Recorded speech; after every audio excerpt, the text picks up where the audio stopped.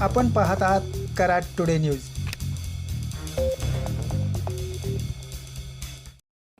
कराड नगर परिषदेच्या बांधकाम व आरोग्य विभागाकडून आज शहरात सायंकाळी अचानक अतिक्रमण मोहीम राबवली.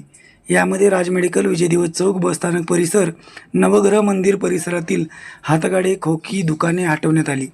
गेल्या काही दिवसात बसस्थानक परिसरात मोठ्या प्रमाणात अतिक्रमणे वाढली होती.